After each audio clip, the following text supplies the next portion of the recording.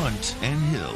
Hunt Palmer, Jeremy Hill, holding down the middle of the day. Live from the Mercedes-Benz of Baton Rouge studios. It's Hunt and Hill. Now on 104.5 ESPN Baton Rouge. Welcome in. Happy New Year. Hunt and Hill on a Monday from the Mercedes-Benz of Baton Rouge studios downtown in the capital city. I am Hunt. No Hill this week, but it is a loaded week, and we are ready to kick off 2022. Hope you had a wonderful New Year holiday. Just got some time with friends and families, a little celebration, a little recuperation.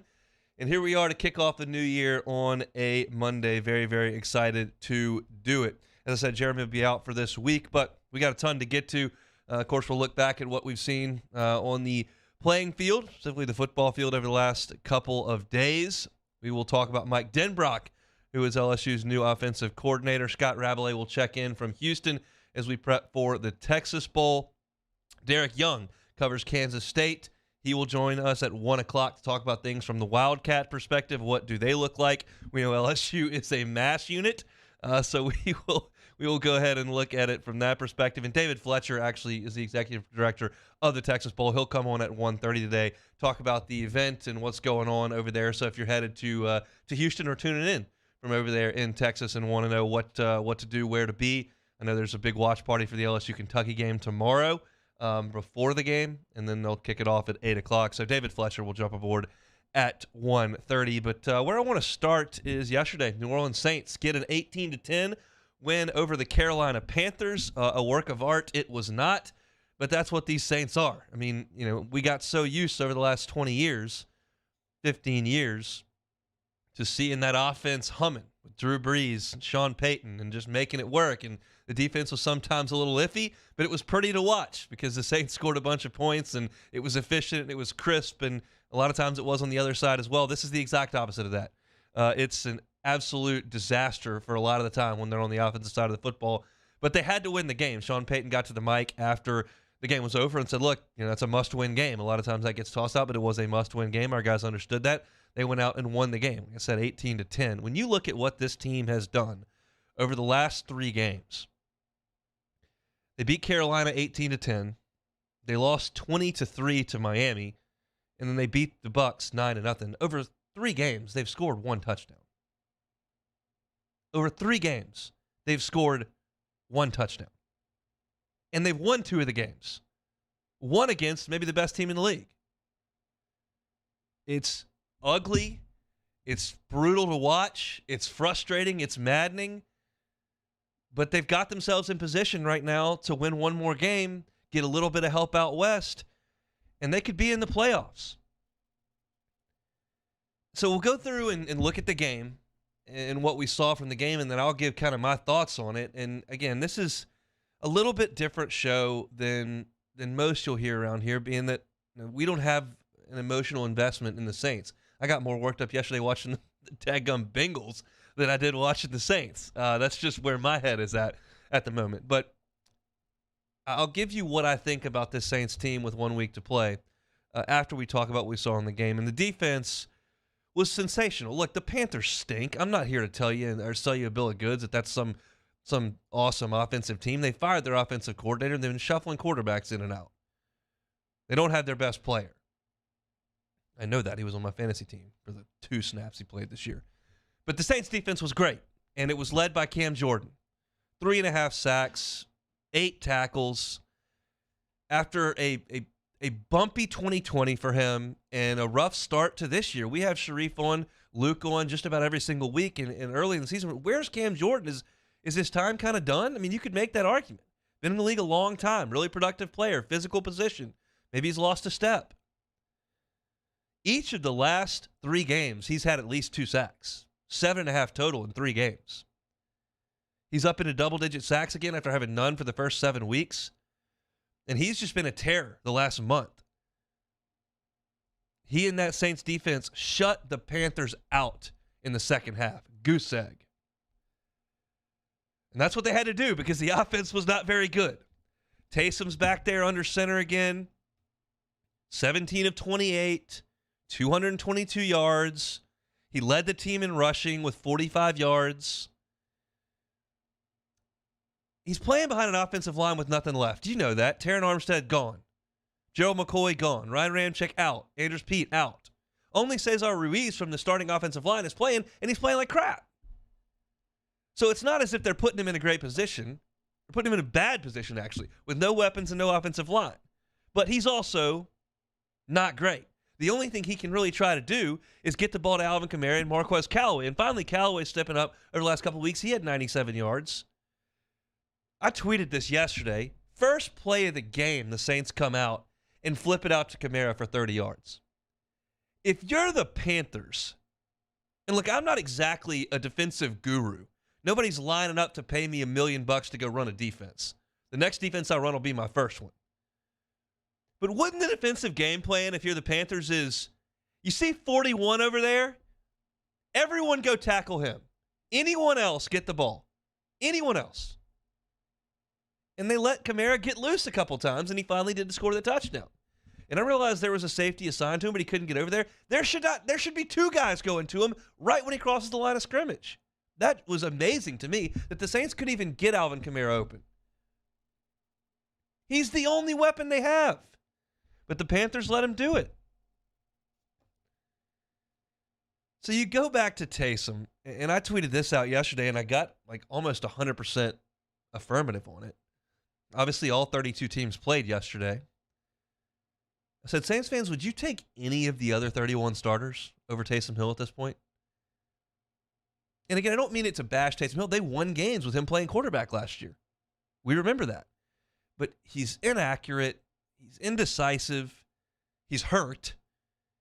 Would you take all the other starters? And I'll give you the other options. I'll check your answers in the Bayou Ford chat over on YouTube for those that are hanging out with us there. Your thoughts welcome. Is that the last guy you would take? I mean, look, we watched Sam Darnold. He wasn't exactly great for the Panthers. Would you take Darnold over Taysom? Mike Glennon started for the Giants. Elite neck. I'm not sure about quarterback play. Trey Lance, at this point in his career, he started for San Francisco. Sean Mannion was under center last night for the Vikings. He didn't look great.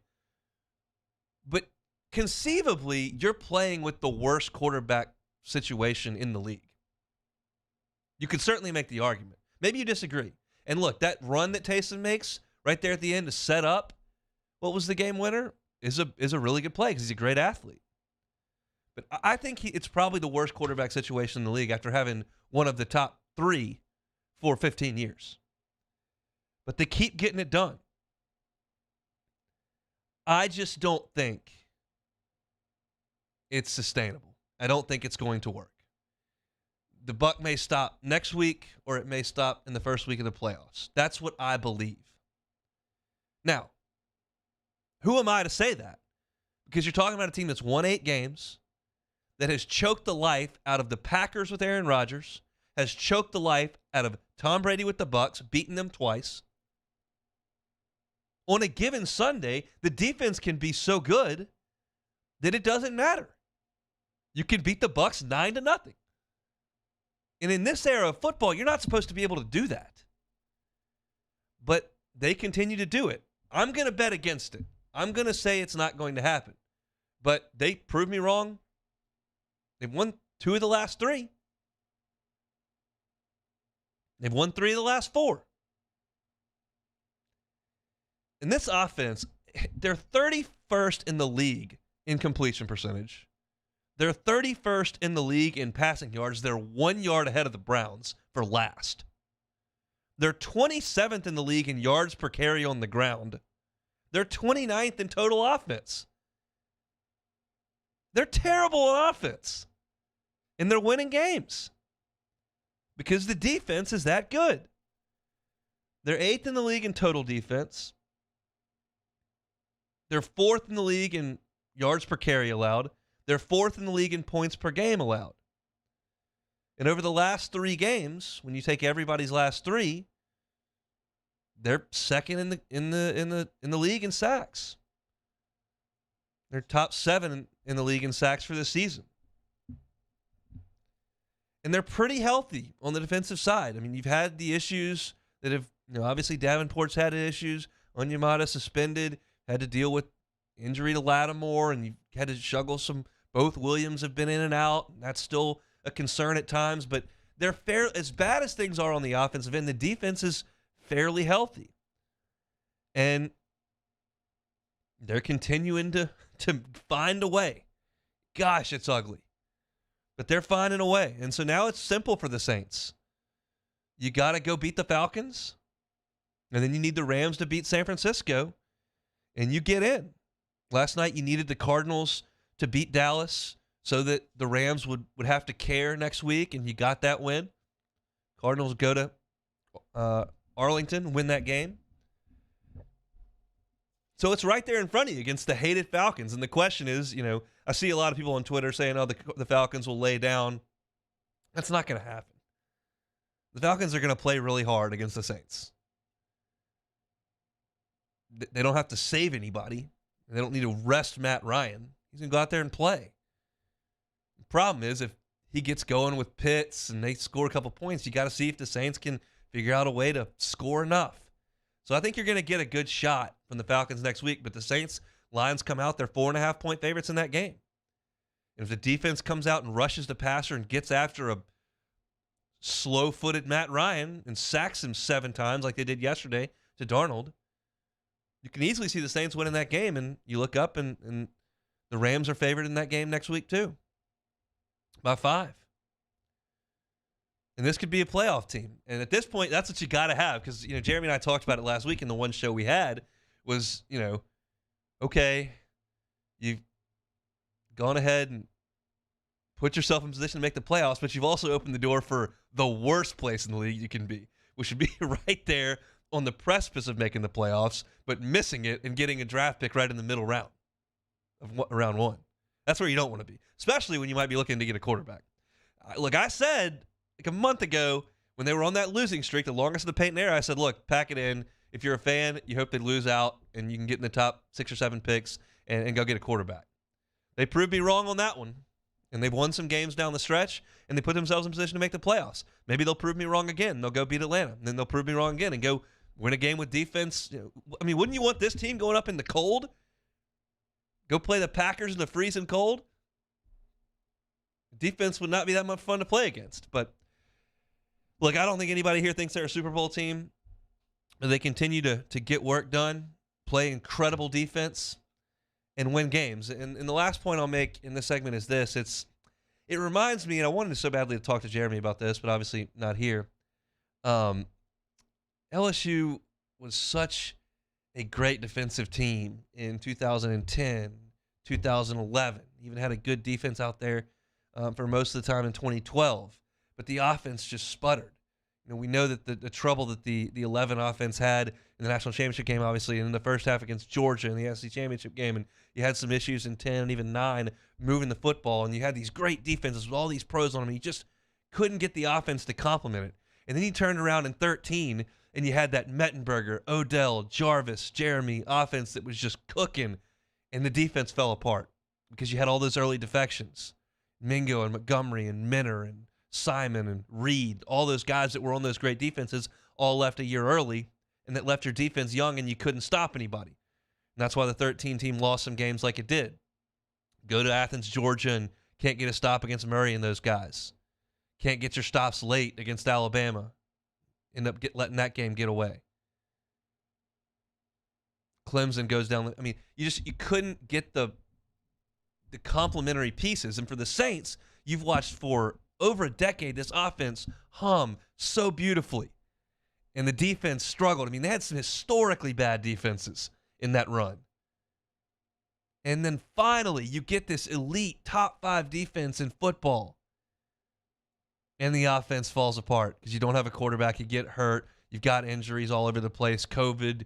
It's so frustrating that you finally got that piece you were missing for all those years, and the other shoe falls off that foot. It's maddening. But at least one side of the ball is playing great, and they put you in position moving forward with a chance to make the playoffs, which is, a great thing. And it proves how good an organization the Saints are and have been over this run. So Saints win it over Carolina 18-10. and give themselves a chance. They need some help next week, but that game, as just now we've been told over the last couple hours, the Saints game with the Falcons has been flexed to the 3:25 window. It's going to start at the same time as that game that the Saints need over there with the Rams and San Francisco on the West Coast. So we'll have a lot of chat about that this week. We'll have Sharif on, we'll have Luke on. We'll try to get some information from the Falcons side as well as the Saints and Falcons move into Week 18 of this NFL season, and the Saints have a chance to get into the playoffs. Still a ton to get to here on this Monday edition of Hunt and Hill. We will have Scott Rabelais with us at 12:30. We will have Derek Young, who covers Kansas State, with us at the top of the hour, 1 o'clock. And then David Fletcher over in Houston, the executive director of the Texas Bowl, will chat with us at 1:30. We'll come back, talk about LSU's new offensive coordinator. I've got some thoughts on him. That is next. You're listening to Hunt and Hill. Hunt Palmer and Jeremy Hill. It's Hunt and Hill. We're so pumped to start the new year off with a new sponsor. Sync Wellness over at synkwellness.com is just a gem here in Baton Rouge. You want to look, feel, and perform your best in 2022. We all do. We'll start with seeing the life-changing benefits over there at Sync Wellness. We all have different nutritional needs. You can look at a vitamin stack and vitamin aisle, and it'll be overwhelming. You don't know what you need. What do you need? You can find the answers over at Sync Wellness. They offer vitamin regimens through customized supplement packs and or IV hydration treatments specifically for your health needs and your goals. Nutritional deficiencies as well, they're determined through a simple blood test. So book a free consultation with one of the medical professionals over at Sync Wellness today. Visit Sync Wellness, that's SYNC, synkwellness.com. And we're so pumped to tell you about their grand opening party on Thursday. Kick off the new year. We'll be out there, and we are pumped to be out there at Sync Wellness. So we want you to come on by. You're invited to the launch party. It's Thursday from 6 to 8 over at Sync Wellness. To learn more about it, go to synkwellness.com. They've got some IV hydration reservations you can make. They're limited. You don't have to have a reservation to come to the party, but if you want to do IV hydration, go to synkwellness.com, sign up for that. I will be out there on Thursday from 6 to 8. Anna and Condon from Eagle 98.1 will be there. We are pumped to kick off the new year with Sync Wellness and synkwellness.com. In times of need, get a full list of phone numbers, websites, and other important emergency information on the Demco Stormwatch page at 1045ESPN.com. This is a house call. This is a follow-up appointment. This is a diabetes checkup. This isn't just more convenient care, it's more advanced care. This is innovating healthcare at Louisiana's #1 hospital, Ochsner.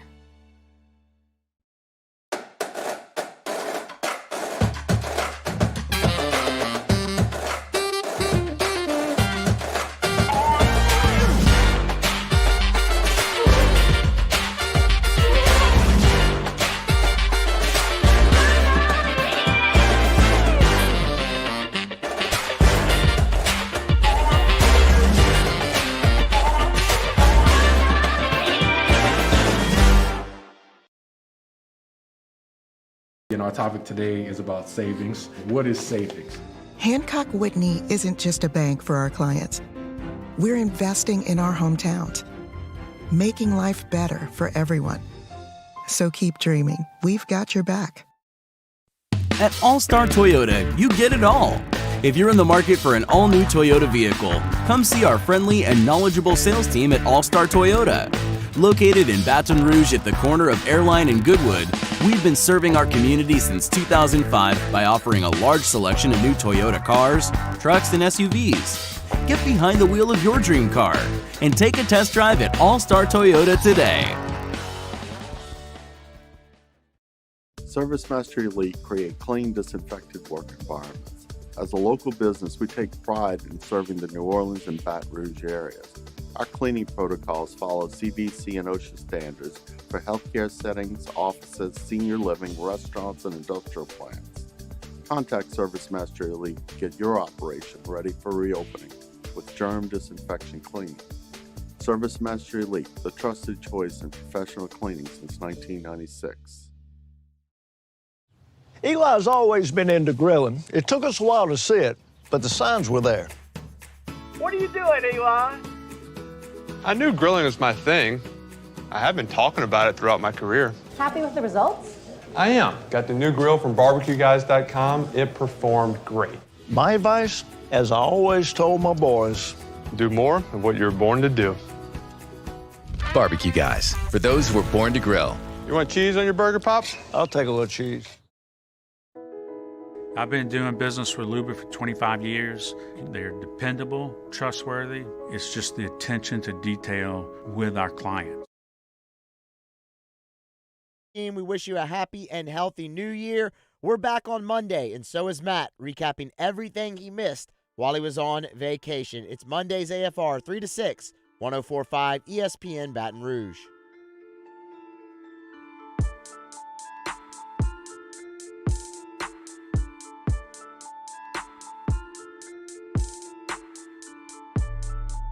This is Hunt and Hill on 104.5 ESPN Baton Rouge. Scott Rabelais from Houston in about 10 minutes. Some reports surfacing about LSU's quarterback availability. Brody Miller reporting with The Athletic that Garrett Nussmeier not expected to play, and that jives with what I am hearing as well. I expect that LSU's quarterback tomorrow night is going to be DeAndre Kirkland, which should be interesting. It's not any inside information. That's just the sense that I'm gaining as you keep your ear to the ground a little bit. So that's kind of where we are. We'll talk to Raz, see if he's heard anything and what he expects to see from LSU tomorrow. It looks like they're covering around 40 scholarship players, so should be interesting in the Texas Bowl. We imagine that there will be a more adequate complement of players next year when LSU takes the field. When they do, they'll do so with Mike Denbrock as their offensive coordinator. LSU made that official over the weekend. We had speculated about that for some time here on these airwaves. It just kind of felt like since nothing was happening, you felt like LSU was courting someone or had an agreement with someone who had something to play for, whether that's in the NFL or with a big-time bowl game for wherever that school may be. Cincinnati certainly qualified for that as they made their first playoff in school history, and Denbrock was on the sideline for them in that one as Alabama dispatched them pretty quickly. But Denbrock was announced immediately after that to be LSU's offensive coordinator. So we've kind of talked about Mike Denbrock's coaching career, his resume, a lot of it linked to Brian Kelly back to their days at Grand Valley State in the 80s, certainly at Notre Dame very recently in the 2010s, and he had moved on to Cincinnati where he had been the offensive coordinator. Denbrock has been a GA. He's coached the offensive line. He's coached running backs, wide receivers, quarterbacks. He's called plays. He's been a defensive coordinator. He has been all over the place in terms of what he has coached on the field. He's been at Grand Valley State, Michigan State, Illinois State, Stanford, Notre Dame, Cincinnati, all over the place there as well. A football lifer and certainly a very respected coaching mind and one that Brian Kelly was exceptionally comfortable with. Now, what I noticed when I was looking through the resume and going through what he had accomplished in his career is you see that he's brought on to Notre Dame. He coaches tight ends in 2010 and 11. Then he moves to wide receivers in 12 and 13. This is all under Brian Kelly. Then in 14, he becomes the offensive coordinator. Then in 15, he's the associate head coach and over at wide receivers and eventually leaves to be an offensive coordinator at Cincinnati. So my question is, why did Brian Kelly hire Mike Denbrock to be his offensive coordinator, and then the next year he was relieved of those duties? What happened there? So I went and did a little bit of research and a little bit of digging. What happened, and it was actually after Notre Dame beat LSU in that Music City Bowl, where Fournette runs the kickoff back. You'll remember that game. Denbrock was the offensive coordinator then, and after the National Signing Day in February that followed, he was relieved of those duties, and they went and made a new hire. They hired Mike Sanford from Boise State. So I went and said, why? And this will probably sound very familiar to you if you're listening. Brian Kelly is quoted when Sanford is hired about replacing Denbrock and keeping him on staff as the wide receivers coach and associate head coach. Here's Kelly's quote. Mike Denbrock and I had a long conversation about this. We agreed at the end that what we were looking for was somebody that could turn the room upside down. We didn't want someone to be equal. Does that sound familiar to you? That's exactly what Ed Ogeron and Steve Ensminger did with Joe Brady. And it sounds like that's exactly what they want. They wanted someone new, youthful, with an idea of how to handle modern college football and modern offense, and that's what they wanted to do. Sanford was 32 years old. He had been at Stanford. He had been at Boise, and they brought him in to run the offense, and Denbrock was on the staff with Kelly and he for a year, and then moved on and started calling plays over at Cincinnati, where they've put up incredible numbers. They've had Desmond Ridder, and they've won a ton of games. Ritter's a top 5 all-time in wins as a college starter. And Denbrock was piloting that ship for Cincinnati. Now he's going to come coach at LSU. He will turn 58 later this month. So as far for me, I think it's fine.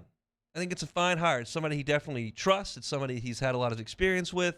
It's a guy who has certainly run a spread up-tempo offense at Cincinnati, not somebody out of the dark ages, even though he's a little bit older than some of these younger minds that have been hired to run programs. So I'm okay with Denbrock. I think a lot of people will look at Cincinnati's effort against Alabama and say, what do you want that guy for? They couldn't even score a touchdown. And, I do see some of that. You had as veteran a QB as you can have, a month to prepare, couldn't do anything, get anything more going on offensively. You are kind of running the Kentucky Derby with a mule. We'll talk a little bit later about Cincinnati's merits and what the playoff looked like and all that kind of stuff. But, that one game doesn't drive me off a cliff. I wish it looked a little bit better. But they did spread the field. They did motion. They did try some things. It's tough to block Will Anderson and those guys with what Cincinnati's got. It's just not a fair fight. And it's not a fair fight most of the time when Alabama plays anybody. It'll be a fair fight next week on the 10th. But it's not most of the time, and it certainly wasn't with Alabama. It's just the nature of the beast. So I'm okay with the Denbrock hire. I welcome your thoughts in the Bayou Ford chat over on YouTube. It doesn't blow me away. Would I rather have Lane Kiffin or Lincoln Riley running my offense? I would. But I think that Denbrock is a solid hire, somebody that Brian Kelly is very comfortable with, and obviously somebody that wants to make this move up to the SEC. And so he's been known as a very good recruiter in his time. That's obviously a plus. And we'll see what the LSU offense looks like moving forward. It should be pretty interesting on tomorrow night.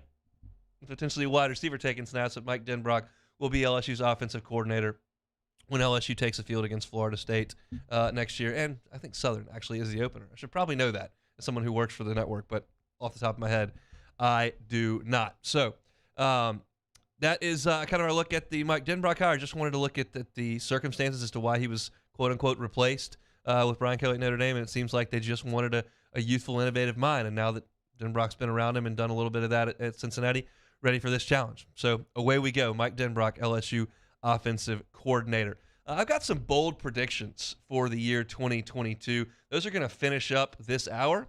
That'll lead us into the top of the hour where Derek Young will jump aboard and talk all things Kansas State. What do the Wildcats look like as their quarterback? Skylar Thompson ready to play. We will see how that goes with Derek Young at 1 o'clock. And then David Fletcher, executive director of the Texas Bowl, will be with us at 1:30. Jeremy out this week, so you just got me, Hunt Palmer. We'll come back with Scott Rabelais next. Holding down the middle of the day. This is Hunt and Hill. Our listeners fire off their opinions on the jimsfirearms.net hotline at 499-1045. Keep listening for your next chance to shoot us your thoughts with the jimsfirearms.net hotline on 1045 ESPN Baton Rouge. There it is, the extra mile, on the border of expected and extraordinary for those willing to go further, like vans customized for work or play, with safety and tech to keep you connected. Supported by a 5-star sales, service, and finance team. And backed by the 1-star you know. So go the extra mile. It's never crowded because so few have what it takes to go there. Mercedes-Benz Vans. Yo, Jake here from Patient Plus Urgent Care Clinic, reminding you they now have 8 convenient locations across the Baton Rouge area, open from 9 a.m. until 9 p.m. And if you're looking for that COVID test for holiday travel, or you have a holiday event coming up, they're the place for you, as well as a flu shot. It's starting to creep up here during flu season, so if you need that shot, make sure you get that. They now have some available through December. You can find more information on their website, patientplusuc.com. That's Patient Plus Urgent Care Clinic. Get in and get better.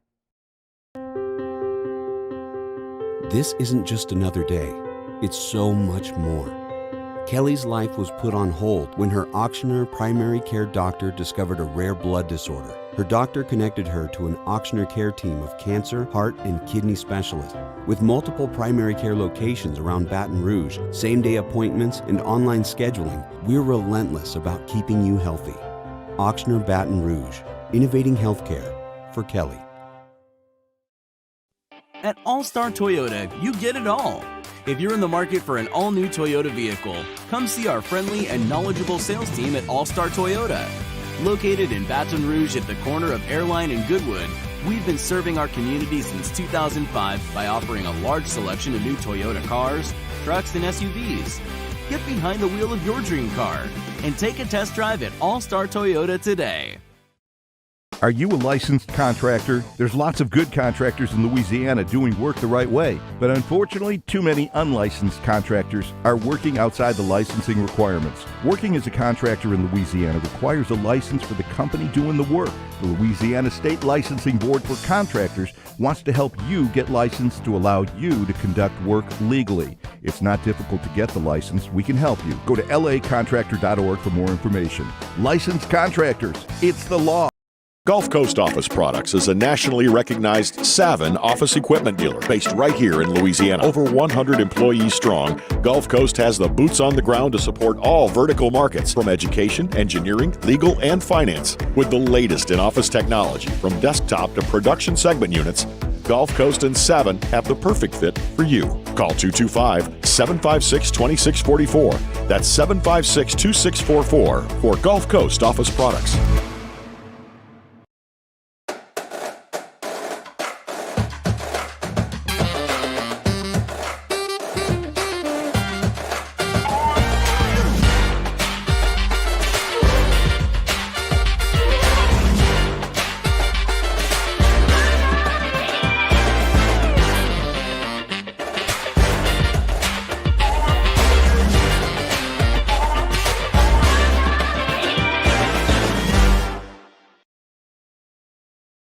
Service Mastery Elite create clean, disinfected work environments. As a local business, we take pride in serving the New Orleans and Baton Rouge areas. Our cleaning protocols follow CDC and OSHA standards for healthcare settings, offices, senior living, restaurants, and industrial plants. Contact Service Mastery Elite to get your operation ready for reopening with germ disinfection cleaning. Service Mastery Elite, the trusted choice in professional cleaning.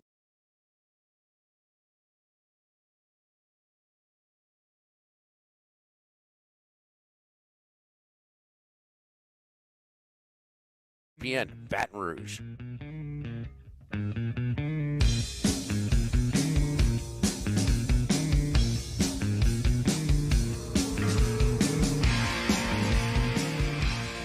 Hunt and Hill, 104.5 ESPN Baton Rouge. Out on the open field here on a Monday. Hunt and Hill sands the hill today, but we'll add in Scott Rabelais here, who is over in Houston, Texas, appears touring the campus of Rice, if the Twitter profile is correct. Mr. Rabelais, Happy New Year. How are you? Do we have Scott? Scott, can you hear me?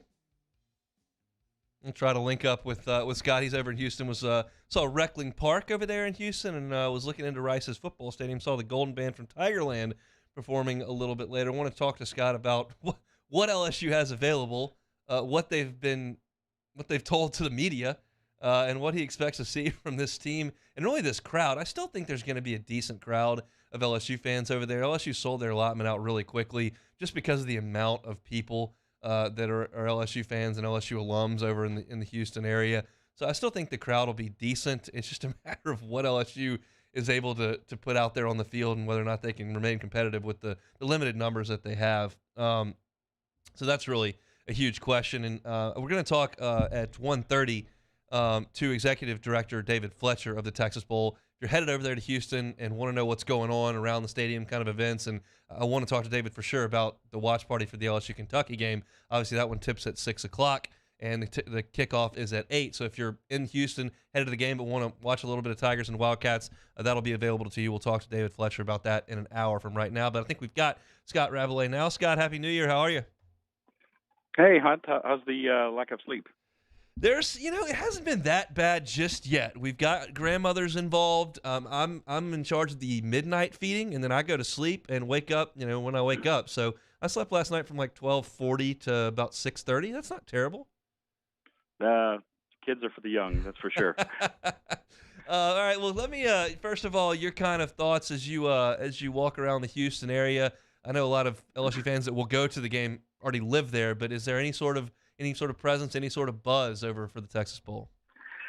It's hard to say. I mean, I think probably for Kansas State there might be maybe I've seen a little more. I was just over at Rice University, and the band. I tweeted out a little short video. The band, the LSU band, was practicing at Rice Stadium. Of course, the game's at NRG, but so there was that. So I guess my feelings are kind of skewed by that. But you're right. I mean, it's almost a home game for LSU. But everybody knows what a large alumni base Houston is for LSU fans. So I'm sure Kansas State though recruits here as well, and it's big for them too. So it's a little bit of both. But I think it's it's a little bit of a game kind of caught in the middle of the playoffs and the NFL season winding down. Obviously, there's more angst over the little Texans' latest loss than maybe interest in this game so far. But hopefully, it'll be a good matchup tomorrow night. We shall see. LSU released a depth chart, and you all have spoken a couple of times to interim coach Davis. Your thoughts on how dire LSU's numbers are at this point? I mean, I think Wilson Alexander told me he counted 44 scholarship players in the depth chart. There might be a couple more, like Evan Francione or something like that, who's not in there. But I mean, we didn't see Dwight McLaughlin. We didn't see Glenn Logan. We didn't, obviously Ty Davis Price has left. And of course, the big question is, who's going to play quarterback. But it's pretty dire. I mean, LSU still has players. They've got a lot of walk-on players. I mean, they got scholarship-wise, they got like an NFL roster, right now. But it's pretty dire. I mean, and you're not only concerned if you're LSU for this game, of course, but for the future. I mean, they really got to hit the transfer portal hard, as I'm sure y'all talked about on your show. They're allowed 25 signees plus 7 transfers this year. They need every single one of those, and they're still probably going to be built. It's still probably going to take them a couple of years to build up the numbers. So it's going to be a challenge for LSU, but they definitely had a deficit in that regard. I still can't get past the fact that I just feel like LSU is probably the more talented team. They have more good very good to good players than Kansas State does. I mean, Kansas State's stats don't blow you away by any means. So I still give LSU a good chance to win, though. I'm probably going with Kansas State in a low-scoring, ugly game.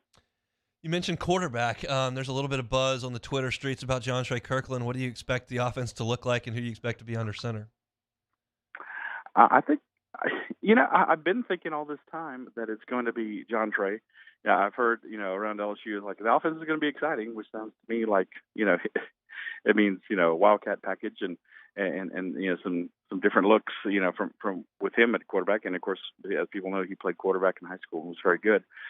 But talking to Brad Davis, he has not revealed. He said they've heard from the NCAA on the appeal for Garrett Nussmeier to try to not have to lose eligibility if he played in the game. He did not say what the NCAA said. I think everyone who covers the team thinks that there's no way the NCAA was going to approve that. They're going to set a precedent. So it'd be up to Garrett whether he wanted to burn a red shirt or not. And at this point, considering the way the kid wanted to play late in the season, maybe we are going to see him. Maybe he's going to do that. I mean, it just doesn't seem not like anyone thinks a red shirt for a quarterback is a viable option this year, or something that you really have to keep in your hip pocket. I think if I was him, I'd want to play now before Miles Brennan comes back, before Walker Howard gets into practice, and Walker course, takes a red shirt next year, which he said he's open to, then it could be Miles and Garrett to be the quarterback, and so he's still got 3 years left. But I don't know. I'm now that I'm just a feeling. I'm starting to trend more towards being Garrett, but though all this time I've been thinking it's going to be John Trey. If it were John Trey, I mean, you want to talk about having nothing to lose in this game for the coaching staff, for the players. I mean, if they put John Trey Kirkland back there, at least for a sports writer, it may create some fireworks. Oh, absolutely. It would be outstanding. It would be just so much fun to see him running around there and running the ball, throwing it when he can. Hand it off to the running backs LSU has left. I think it would be tremendous and a great story. Like it's the Texas Bowl. You're 6-6. You're going to be 7-6 or 6-7. The coaching staff is changing over. Brian Kelly's going to be watching. He's not going to be coaching, but it's a chance to build a little momentum for next year. But it's not really a lot at stake. If you lose this game, you don't really lose that much. They go out there, pull out the stops, run some trick plays. Hand the ball off to a running back and have him lateral it back to John Trey and do something. I mean, just do crazy things. I would welcome that very much. If you made me pick who I'd like to see be at quarterback just for the entertainment value, I would pick John Trey. Though obviously Garrett is a quarterback, by trade. So, but just for the sheer fun of it, that would be very exciting. Scott Rabelais is our guest. He's over in Houston, Texas Bowl tomorrow between LSU and Kansas State at 8 o'clock. Let's change gears just a little bit here. Rab, what are your thoughts on Mike Denbrock being announced as LSU's offensive coordinator over the weekend? Well, obviously there's a lot of history with him and Brian Kelly, so that that's a plus, I guess. I assume Brian Kelly would for someone who is of like mind offensively, who's going to he's going to work with and can implement things that he wants. I have not seen a lot of Cincinnati this year. I think they averaged 36, 37 points a game, during the season, and obviously they didn't set my world on fire against Alabama. That's not a huge indictment because it's Alabama, but I would like to have seen a little more firepower, a little more excitement from them. But I'm very willing to give Brian Kelly all the latitude he needs to build a staff. This is a guy who's done this for over 30 years, the head coach. He knows what he wants. He knows how he wants to build a staff. And it's taken a while. Obviously, still got one more coach to hire. I think the receivers coach, but it's coming together. I think the way he wants, and these are not a lot of names people are familiar with in South Louisiana, obviously, but you have to trust the process and see where it goes and give him the benefit of the doubt. So, I think on balance, if it's somebody he wants to work with and it's one of the guys he wants, then it's a good hire. I want to get your thoughts on a big picture thing. I always like to pick your brain on things like that because you've seen so much in the world of college athletics. Your thoughts on the state of bowls right now with the transfer portal, with players refusing to play, getting ready for the draft. Do you have an answer for it? What are your feelings on it right now as we kind of looked at what's going on over the last 3 weeks? I think college football is in something of a crisis, and I've been trying to formulate some thoughts, and I kind of want to go with this for my column for tomorrow's paper. Leading into the game, this is not sustainable. I just don't think every college athlete is a free agent, and if he or she doesn't like the way practice went Tuesday, they can transfer. I mean, the pro leagues all have regulations. You've got to stay X a number of years with your team and all the pro leagues before you can become a free agent. And so I just don't think this is a very sustainable thing. I mean, like we've seen in college baseball, we're used to guys, like you go from high school. Okay, if you're coming to college, you got to stay 3 years. Maybe it's 2 if your birthday falls right. And of course, college baseball players transfer all the time. And look, but at the same time, everybody loves it when the transfer benefits them, and they hate it when they don't. And hate it when they don't. I mean, having Barry come from Arizona State to be potential, being touted as a preseason National Player of the Year, coming with Jay Johnson, everybody loves that, right? But when Eli Ricks leaves LSU and goes to Alabama, and he's going to be trying to cover your guys next year in Tiger Stadium, everybody hates that, and boo him, right? So it's all a matter of perspective. I have to say, if coaches like Brian Kelly can leave, before, their team plays a bowl game, as much as I don't like it, as much as I think Ty Davis-Price kind of left his teammates in the lurch, quite frankly. I don't see how he's going to benefit that much from leaving now, because I don't think he's going to get drafted. I think he's going to be a free agent or playing in Canada or something like that. But at the same time, if coaches do it and they can jump around and leave their teams when they're trying to play a big game, then or a bowl game, I can't say that. I think college football has kind of reaped what it has sown, and I don't think it's good though for the sport overall. And I don't think it's good for the fans, who are trying to, have loyalty to these. I think the fans have a lot more loyalty than the kids and the coaches obviously do. There's no question about that. The fans will be excited though this week in the Maravich Center. Huge win for Kim Mulkey's team yesterday. Tigers have Kentucky in the men's tomorrow, and then obviously a huge game for the ladies later in the week. A big week in the PMAC. I'm sure you'll be back for some of that later. Yeah, obviously, I'm kind of sorry I'm missing the Kentucky game. It's always exciting to see Kentucky, and of course the Dale Brown Court thing, and it's going to be a very emotional night. I'm sure it's going to be a great crowd in the PMAC. We'll try to be back for that South Carolina women's game. The women are up to 18 in the net today. Yep. It's early in the season, but man, this has been this is obviously the men's team is very solid. Win or lose this tomorrow night, they're very solid. And the women's team has just, I think, surpassed any expectation that you could have had for what Kim Mulkey could have done by now. But a very veteran team. She's got like 5 seniors and graduate players.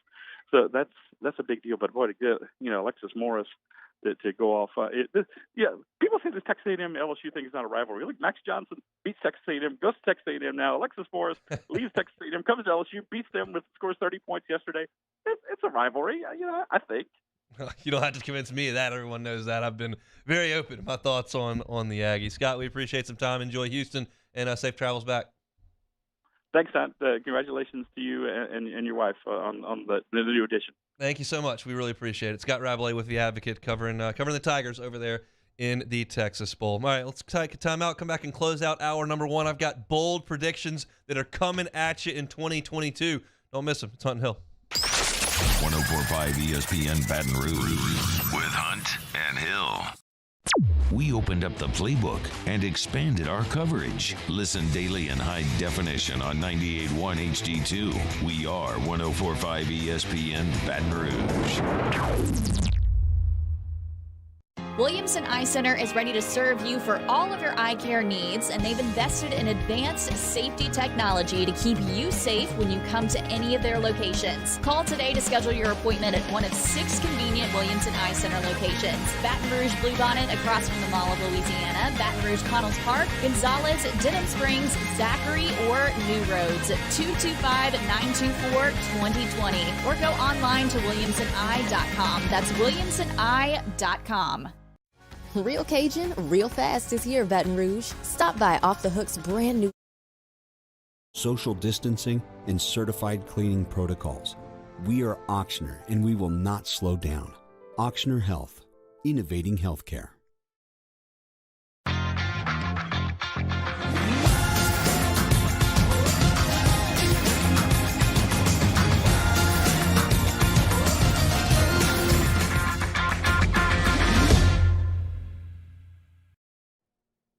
Yo, Jake here for Patient Plus Urgent Care Clinic, reminding you they now have 8 convenient locations across the Baton Rouge area, open from 9 a.m. until 9 p.m. And if you're looking for that COVID test for holiday travel, or you have a holiday event coming up, they're the place for you, as well as a flu shot. It's starting to creep up here during flu season, so if you need that shot, make sure you get that. They now have some available through December. You can find more information on their website, patientplusuc.com. That's Patient Plus Urgent Care Clinic. Get in and get better.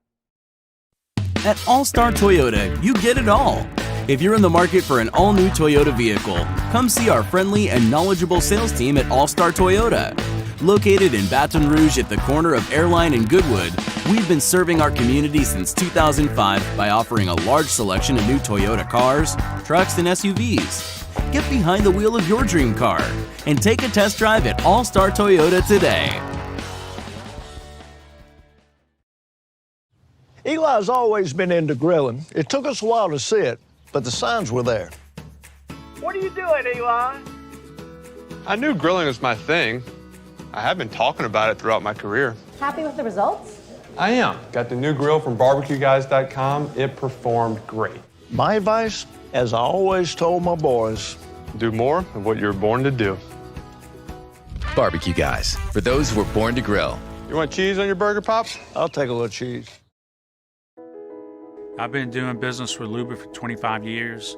They're dependable, trustworthy. It's just the attention to detail with our clients. Our folks have years and years of experience. They're highly trained professionals. But many companies have that asset. What I'd like to think makes Luba a bit different is that we use those talents in a way that truly is dedicated to serving the needs of the folks who depend on us. There it is, the extra mile, on the border of expected and extraordinary, for those willing to go further, like vans customized for work or play, with safety and tech to keep you connected, supported by a 5-star sales, service, and finance team, and backed by the 1-star you know. So go the extra mile. It's never crowded, because so few have what it takes to go there. Mercedes-Benz Vans.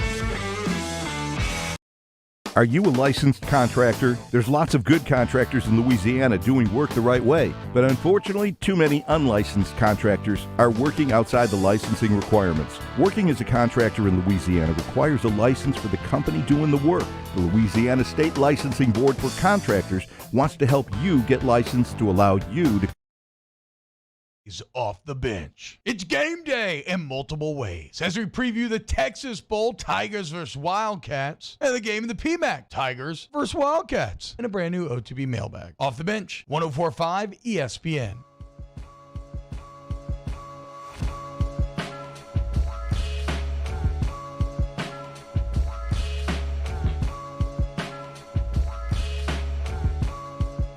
This is Hunt and Hill on 104.5 ESPN Baton Rouge.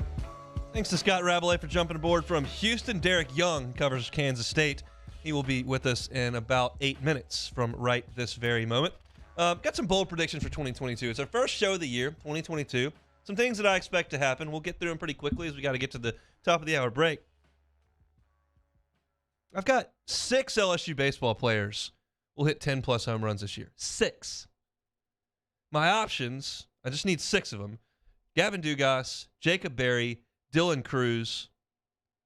I think those are probably locks. Cade Doty, I feel good about. That'd be a 4th. Josh McManus, if he's the catcher. Tyler McManus, sorry. If he's the catcher, that could be a 5th. And I got Drew Bianco, showed some pop late last year.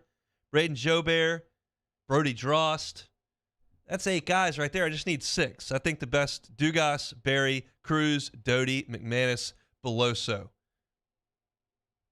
Just need to get 6 guys. I think I'm going to get there. Here's another one. May not make everybody super happy, but I think the LSU women are going to advance further in their NCAA tournament than the LSU men. I'm a little cranky about the men right now with that shooting performance I saw in Auburn. We'll see tomorrow. That really shook me up. I'm sick of watching it, quite honestly. They got to make some jump shots. I think the women have got a chance, though. There are more good men's teams than there are good women's teams. And I think LSU's women are proving themselves to be a good team. Got a chance against the number 1 in the country coming up. I think the women go further than the men in the NCAA tournament coming up in March. As far as locally, I think the Saints are going to re-sign Jameis Winston. That's my prediction for 2022. I just feel like Sean Payton feels better about that than going to get a quarterback around 20th in the draft. Like, who are you going to get there? Gimpy, Matt Corral, going to Malik Willis. Like, this doesn't. I think Jameis Winston's going to be their answer. They can get him on the cheap. He hasn't played 3 years now. I think Jameis Winston's your guy. Speaking of quarterbacks, I think Aaron Rodgers is going to go to Denver. I think he will leave Green Bay and head to the Broncos. That's my prediction. That will be maybe draft time, maybe into the summer. Aaron Rodgers to Denver. And I predict, this is a hopeful one. A lot of you probably don't even know this right now. The Major League Baseball is in a lockout. They are in a work stoppage, basically because of the owners. They knew it was coming. They didn't solve anything. Apparently, the negotiations have lasted about a minute, and they get up and leave. But I do predict in 2022 that the MLB will not miss a game. I think we will get started on time, which is certainly my sincere hope. So those are my bold predictions. 6 LSU baseball players will hit 10-plus homers. The LSU women will go further than the men in the NCAA tournament. Saints will re-sign Jameis Winston, and they'll hitch their wagon to him. Aaron Rodgers heads to Denver to play for the Broncos, and the Major League Baseball will not miss a game. If you've got bold predictions, shoot them to me. I would love to look at them there in the Bayou Ford chat over there on YouTube. Fast moving hour number 1 without my man Jeremy Hill. We opened with the Saints, talked extensively about their game yesterday and what they've got to do. I told you I don't really believe in them, but they keep proving me wrong. Actually talked about Mike Denbrock at 12:15. He's the new LSU offensive coordinator. Scott Rabelais at 12:30, and there were my bold predictions. Fast moving hour number 2 is coming. Derek Young covers Kansas State. He will be at the top of the hour. We'll talk with David Fletcher from the Texas Bowl at 1:30. Don't go anywhere. We're starting out the new year. It's Hunt and Hill on 104.5 ESPN Baton Rouge. Yo, you can listen to 104.5 ESPN on the airwaves, on your phone, and now on YouTube. Off the bench, Hunt and Hill, the early line. After further review and more are all live daily on the 104.5 ESPN YouTube channel, powered by Bayou Ford. Subscribe now to interact with us inside the Bayou Ford live chat. Find highlights for each show's channel and get notified whenever we go live. Watch now on the 104.5 ESPN Baton Rouge YouTube channel, powered by Bayou Ford. Football is back at BetMGM Book Bar and Grill.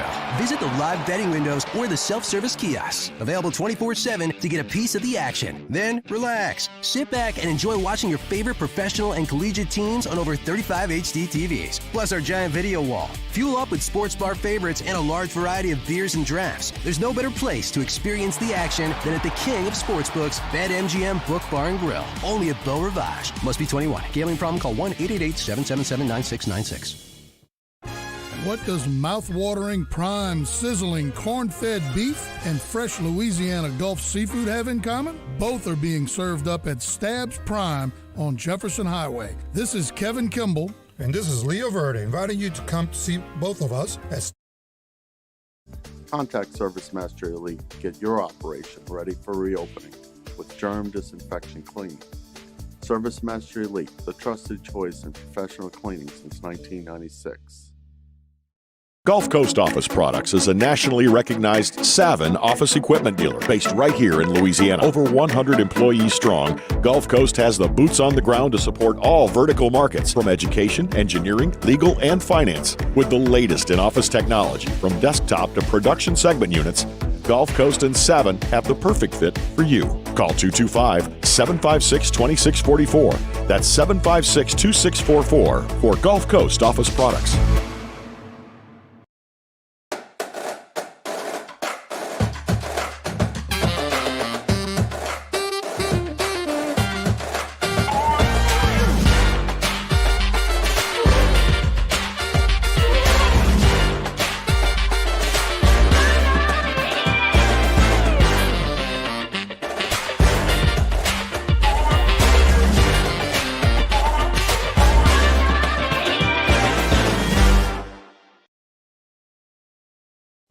At All-Star Toyota, you get it all.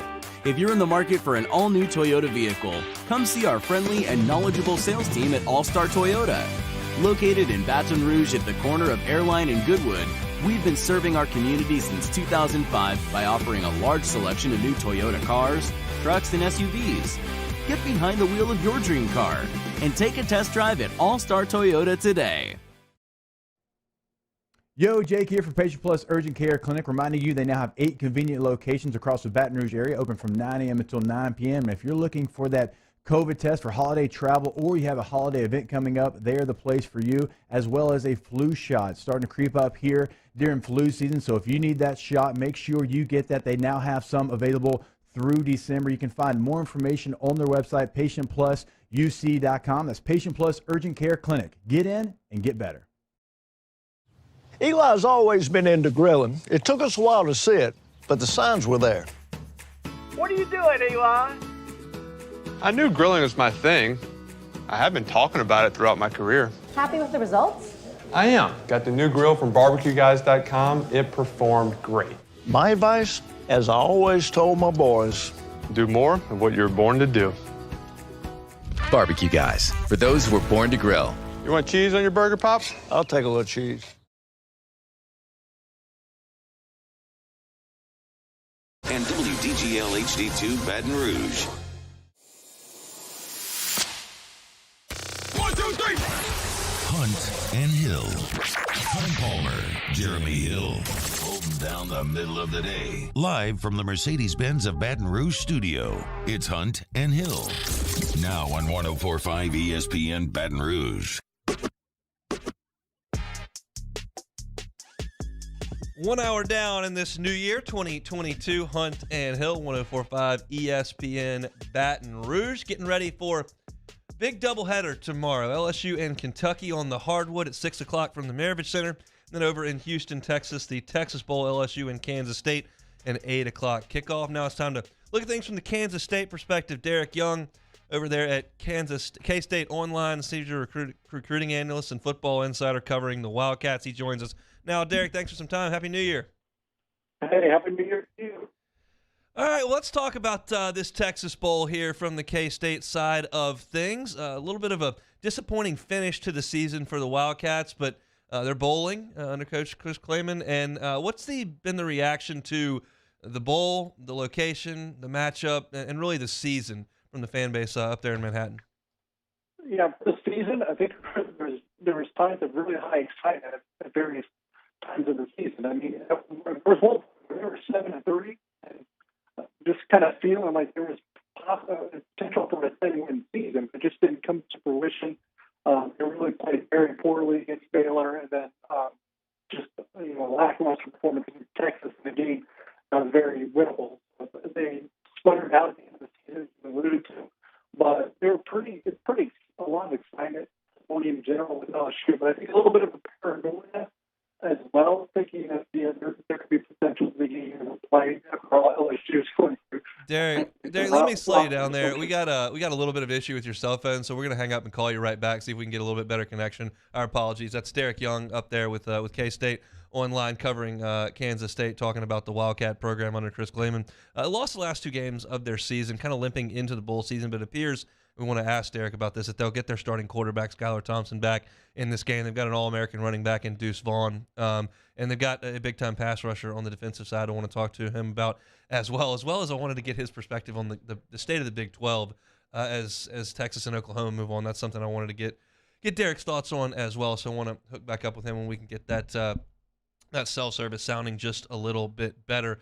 You get the sense that this is going to be an interesting game for Kansas State to prepare for because none of us really know what LSU is bringing to bear in the Texas Bowl. So I want to get any thoughts that he's gleaned from his interviews with some of the players and some of the coaches as well up there in Manhattan, Kansas.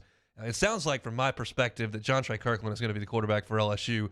I don't know how you would prepare for that if you're a defense. It would be probably preferable to preparing for a high-powered offense because you know that they're fairly limited in what they can do in terms of passing the ball, but there's no tape on John Trey Kirkland taking snaps unless you go back to Lutcher High School back about 5 years ago.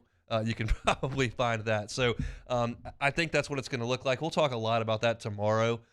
Still got a ton to get to in this hour. I want to talk about the NFL playoff picture, David Fletcher with the Texas Bowl, and then want to go through some of what we've seen in bowl season to finish off the show here in about 45 minutes from right now. But for right now, we just wanted to get the thoughts from the Kansas State perspective, and I'm very interested to see Deuce Vaughn tomorrow. This is a smaller running back, shiftier, speedier guy who has been a consensus All-American for them, and I got kind of bashed on Twitter a little bit earlier, in December by some of the Kansas State guys because I wasn't aware of who that was, and they were adamant that we were going to find out pretty quickly, and I have no doubt that's going to be the case. He ought to touch the ball a ton in the game tomorrow. Hopefully a little bit better connection now as we hook back up with Derek Young, K-State Online. Derek, hopefully we've got you. You were talking about kind of the reaction that Kansas State's fan base has had to this bowl matchup with LSU in the Texas Bowl.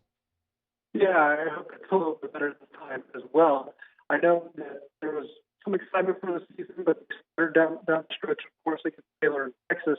End of the day, they're excited to be in Houston, and they're excited to play LSU. It's a team with brand new recognition. But there's just always been a little bit of paranoia, throughout this process. With concerns that maybe LSU wouldn't be able to play, I think, just because of the roster issue that they do have. For sure. So let's talk a little bit about this Kansas State offense. First of all, do you expect Skylar Thompson, the quarterback, to play in this game? And if so, will he be limited at all? No, he'll play. He's not going to be limited. And in fact, Chris Simon's already indicated this week that he's probably the healthiest he's been all season. So the time off has really done him well. And he also said that he never really considered opting out either. So he's full systems go, and I expect him to be playing, tomorrow night in Houston. Tell me about Deuce Vaughn. That's a guy who's probably going to have the ball in his hands quite a bit tomorrow night. He's probably the best player that I've covered since I started covering Kansas State in 2017. He's just multifaceted, explosive, dynamic. He can do a lot of different things. He's just as good receiving the ball as he's carrying it. And he has that full stature, folks associate Kansas State with Darren Sproles. A little bit of that kind of full stature. He's probably about 5'4". There's a lot of fight, packed into that frame. And, it really didn't matter who's on the other side of the field, throughout his career. This is his second season in Manhattan. Even when the caliber opponent elevates, his performance elevates as well. So he's definitely one that's going to be probably the, center of the game plan as how it is. And, they might want to use this as a platform to really maybe start some kind of Heisman campaign of sorts, because he's going to be looked at as one of the best players in college football in years to come. He's Derek Young, covers Kansas State for K-State Online. If you're looking for things from the Kansas State perspective over the next 48 hours, at D Young Rivals. Derek, unfortunately, the cell phone's probably not going to cooperate with us. It's just a little bit too muffled. So we'll try it again tomorrow on the pregame show. I really appreciate you jumping aboard. And, again, we'll try to talk tomorrow before the kickoff. Thank you. It's Derek Young, covers Kansas State for Rivals. I want to talk a little bit about some of the things he was mentioning there. I could kind of make him out, but I've been on listening when there's an interview that just doesn't work with the phone, and it can drive you nuts, and you're just going to turn it off. So some of the things he was talking about there, Deuce Vaughn is one of the best players in the Big 12, one of the top multi-purpose players in college football. With as much as they get him the football, he does a ton receiving, ton running the ball, and he's a smaller guy. If you heard there, Derek was talking about a Darren Sproles comp, and that's obvious because of how small he is and the fact that he plays for Kansas State. But he is an awesome player, and when you pair him with Skylar Thompson, who's going to start his 40th college game tomorrow, which is a big deal. That's a very, very veteran quarterback and a guy who has won a lot of games at Kansas State and played in a ton.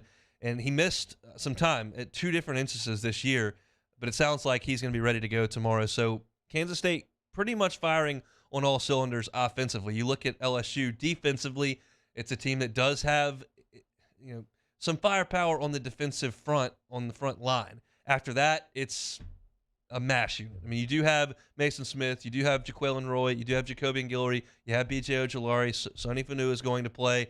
You've got some guys up front, but you obviously lost Baskerville and you've lost Damone Clark, so you're going to have probably Mike Jones, probably Greg Penn, and then defensive back-wise, no Stingley, no Ricks, no McLaughlin, no Flott.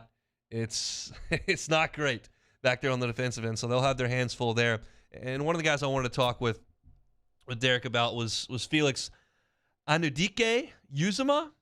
He was second in the Big 12 in sacks. He had 11 sacks on the season.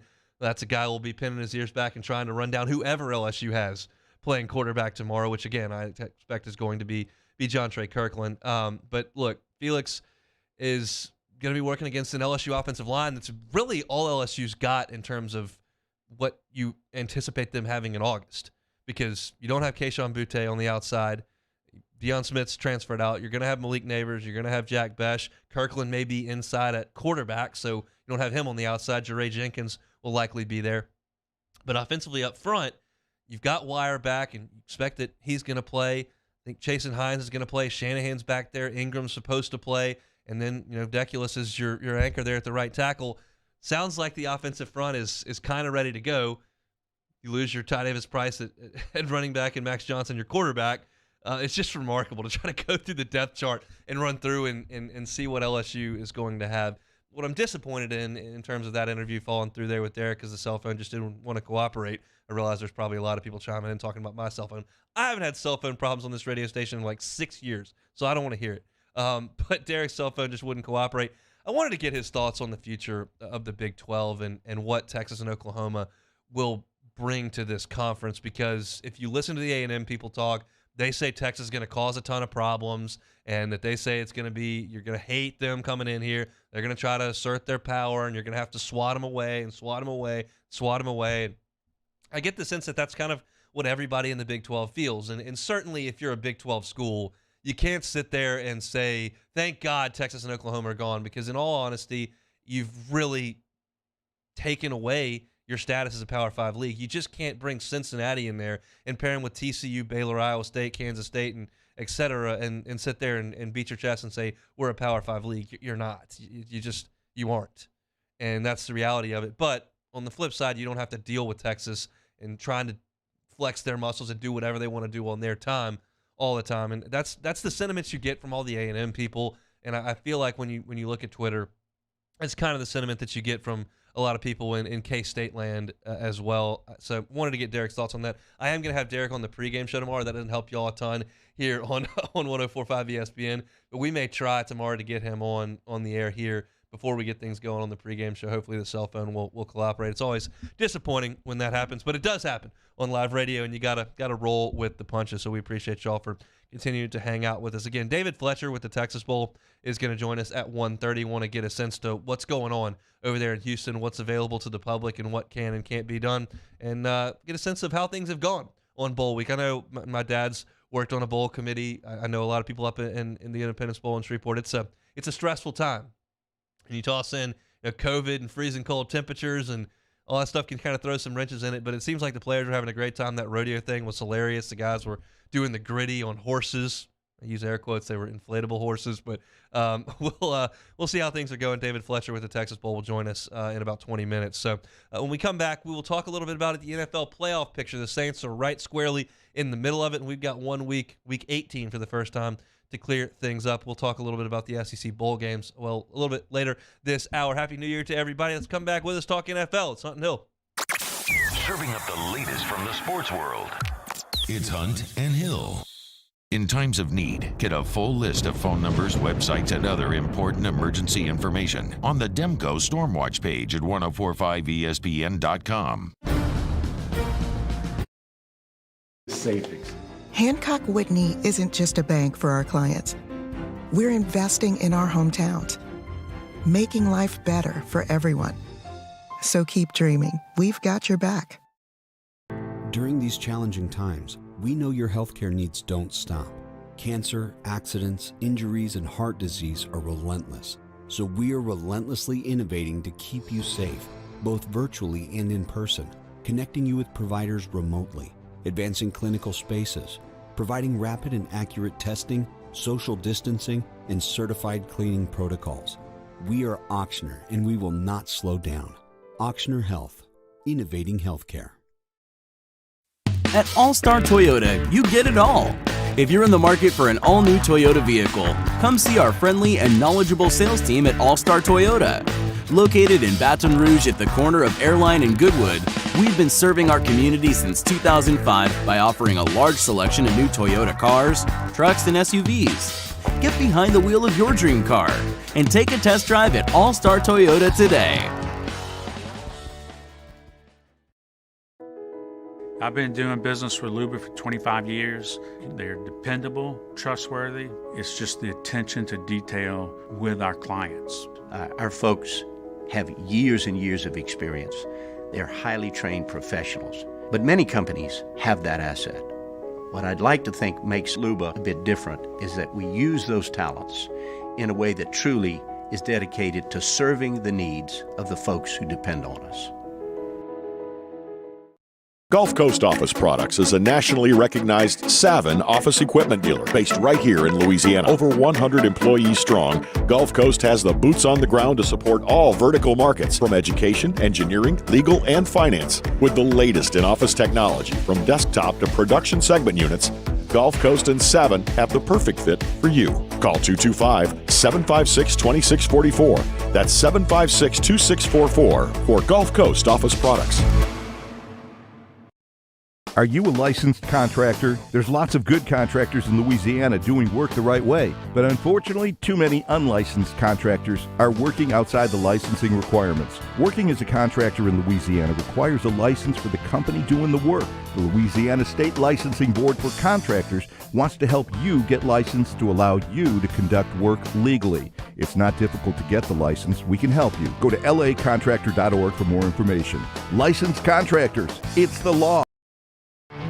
There it is, the extra mile, on the border of expected and extraordinary, for those willing to go further, like vans customized for work or play, with safety and tech to keep you connected, supported by a 5-star sales, service, and finance team, and backed by the 1-star you know. So go the extra mile. It's never crowded, because so few have what it takes to go there. Mercedes-Benz Vans.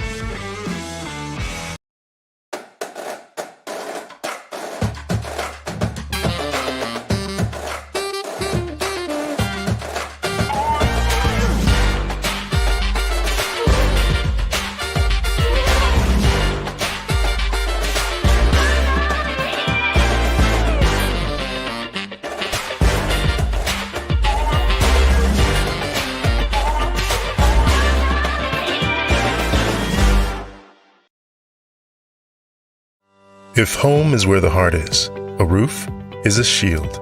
That's why for over 20 Here, we're back on Monday, and so is Matt, recapping everything he missed while he was on vacation. It's Monday's AFR, 3 to 6, 104.5 ESPN Baton Rouge.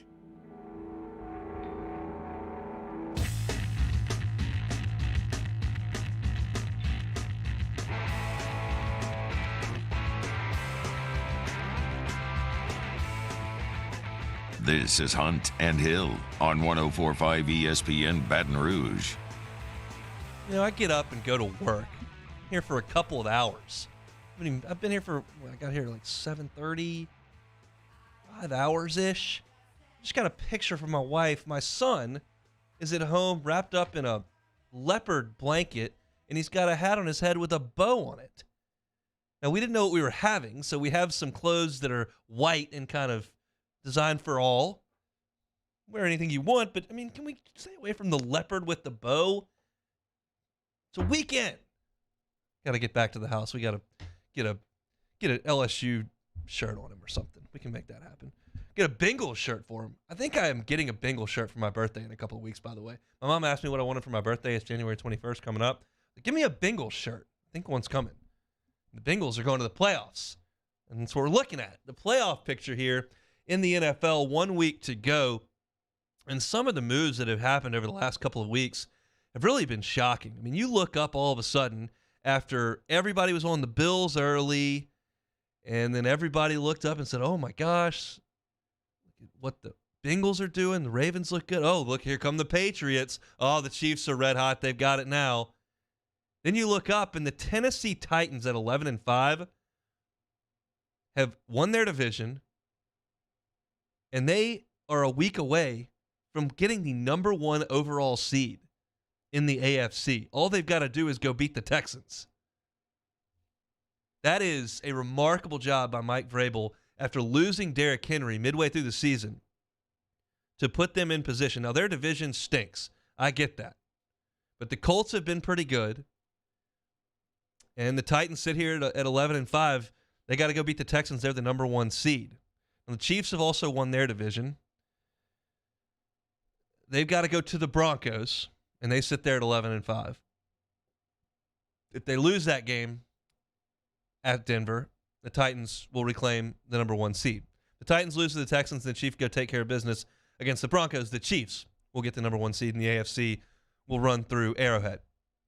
And then all of a sudden, you look up at the number 3 seed, your 10-6 Cincinnati Bengals. My 10-6 Cincinnati Bengals. Our 10-6 Cincinnati Bengals. Jeremy and I.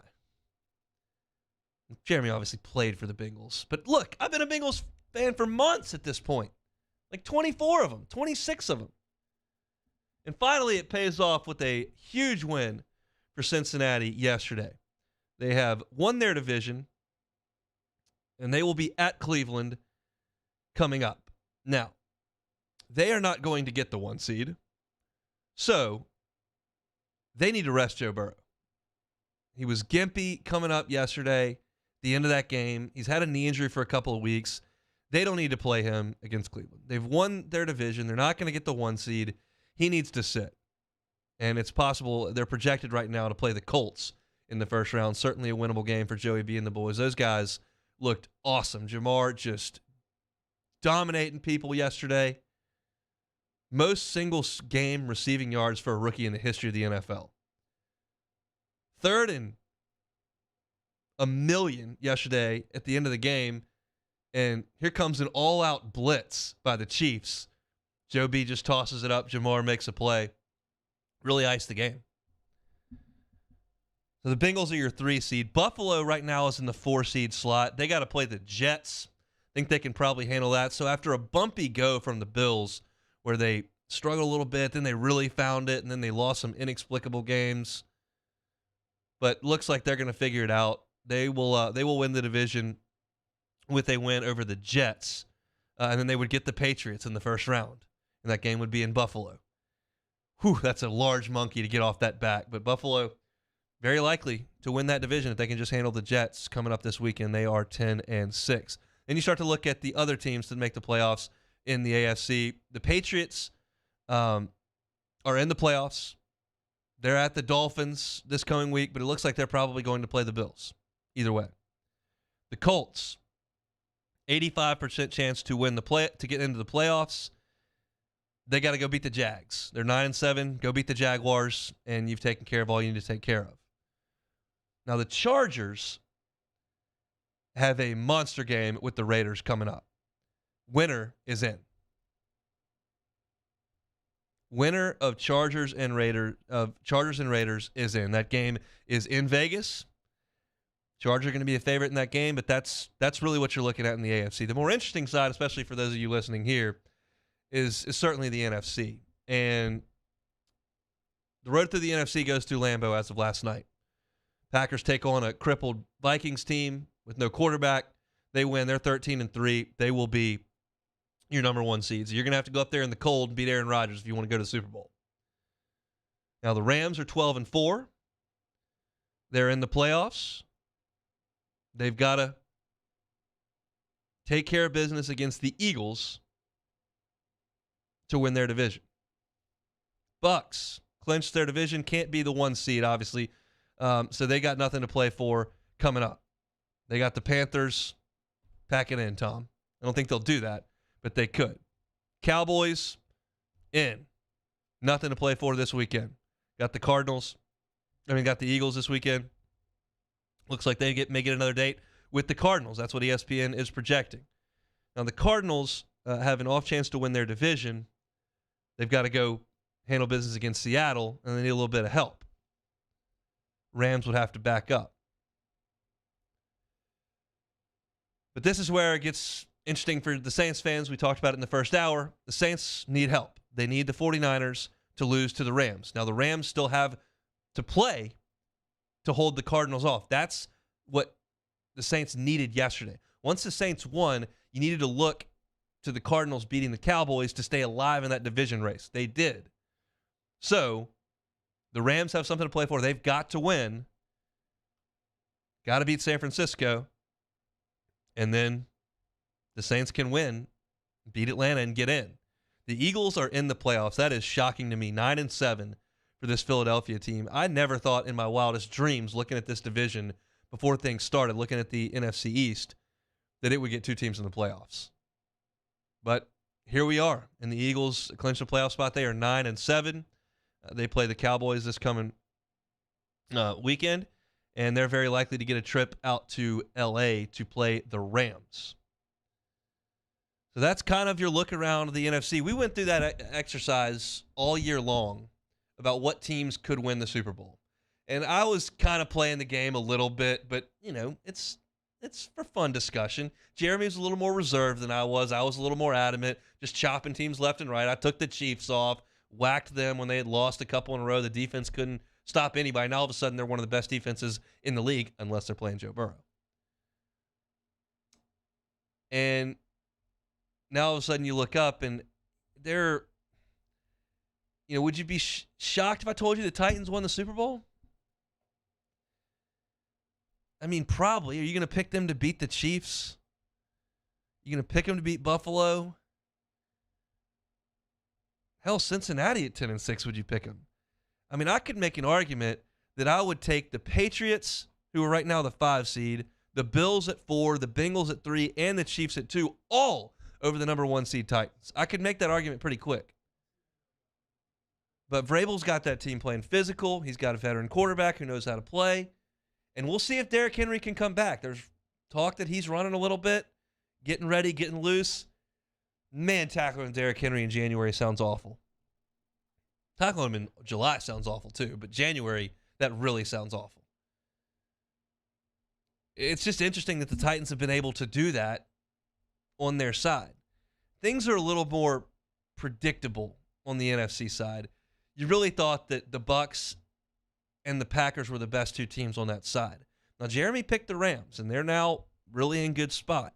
Got a really good coach, and Stafford finally got a chance, and Odell's playing great for them.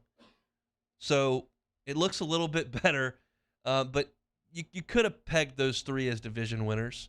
The East, you just didn't have a clue, and I think the Cardinals have surprised some people. But at this point, if you made me pick a Super Bowl, I would finally have to deviate from where I've been, which is trying to stay on my Bills-Packers, which is my preseason.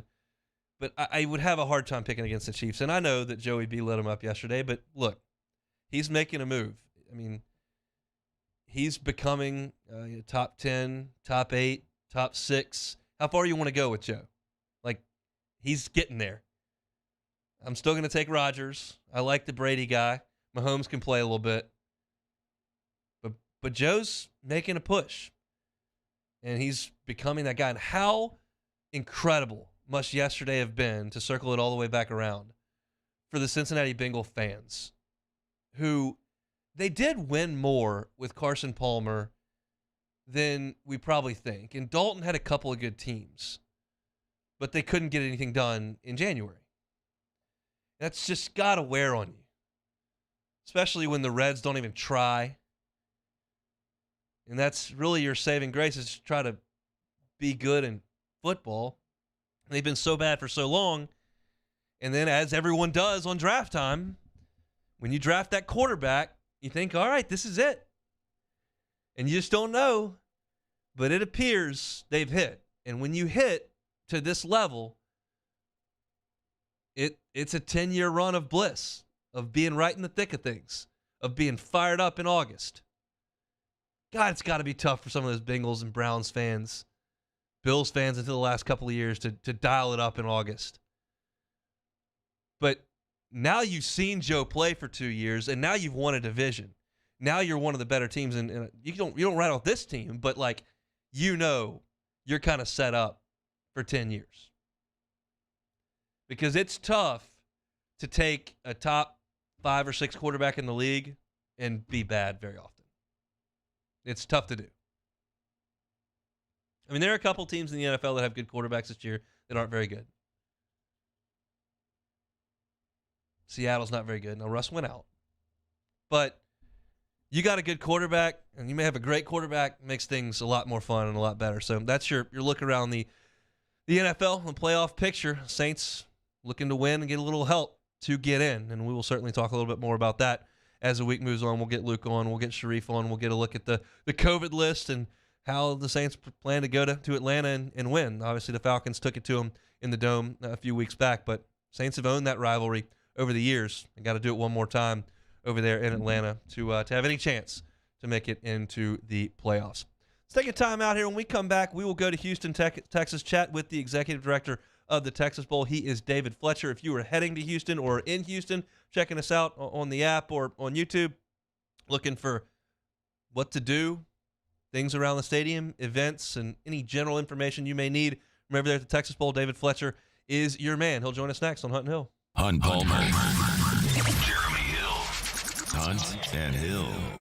Our listeners fire off their opinions on the jimsfirearms.net hotline at 499-1045. Keep listening for your next chance to shoot us your thoughts with the jimsfirearms.net hotline on 1045 ESPN Baton Rouge. Toyota, you get it all. If you're in the market for an all-new Toyota vehicle, come see our friendly and knowledgeable sales team at All Star Toyota. Located in Baton Rouge at the corner of Airline and Goodwood, we've been serving our community since 2005 by offering a large selection of new Toyota cars, trucks, and SUVs. Get behind the wheel of your dream car and take a test drive at All Star Toyota today.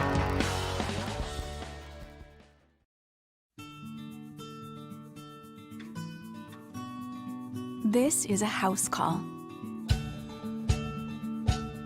This is a follow-up appointment. This is a diabetes checkup. This isn't just more convenient care, it's more advanced care. This is innovating healthcare at Louisiana's #1 hospital, Ochsner. ServiceMaster Elite create clean, disinfected work environments. As a local business, we take pride in serving the New Orleans and Baton Rouge areas. Our cleaning protocols follow CDC and OSHA standards for healthcare settings, offices, senior living, restaurants, and industrial plants. Contact ServiceMaster Elite to get your operation ready for reopening with germ disinfection cleaning. ServiceMaster Elite, the trusted choice in professional cleaning since 1996. Yo, Jake here from Patient Plus Urgent Care Clinic, reminding you they now have 8 convenient locations across the Baton Rouge area, open from 9 a.m. until 9 p.m. And if you're looking for that COVID test for holiday travel, or you have a holiday event coming up, they're the place for you, as well as a flu shot. It's starting to creep up here during flu season, so if you need that shot, make sure you get that. They now have some available through December. You can find more information on their website, patientplusuc.com. That's Patient Plus Urgent Care Clinic. Get in and get better. Eli's always been into grilling. It took us a while to see it, but the signs were there. What are you doing, Eli? I knew grilling was my thing. I have been talking about it throughout my career. Happy with the results? I am. Got the new grill from barbecueguys.com. It performed great. My advice, as I always told my boys, do more of what you're born to do. Barbecue Guys, for those who were born to grill. You want cheese on your burger, Pops? I'll take a little cheese. I've been doing business with Luba for 25 years.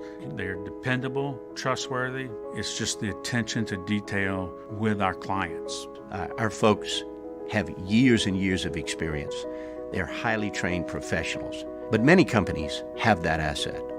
What I'd like to think makes Luba a bit different is that we use those talents in a way that truly is dedicated to serving the needs of the folks who depend on us. There it is, the extra mile, on the border of expected and extraordinary, for those willing to go further, like vans customized for work or play, with safety and tech to keep you connected, supported by a 5-star sales, service, and finance team, and backed by the 1-star you know. So go the extra mile. It's never crowded, because so few have what it takes to go there. Mercedes-Benz Vans.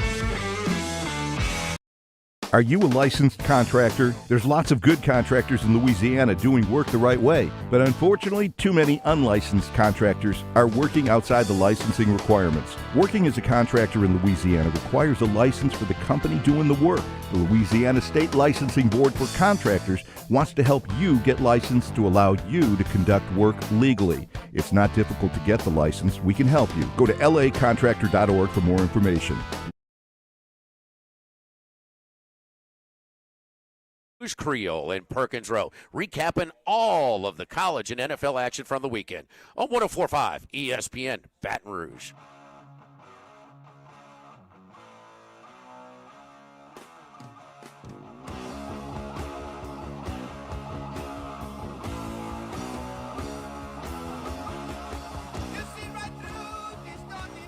Hunt and Hill, 104.5 ESPN Baton Rouge.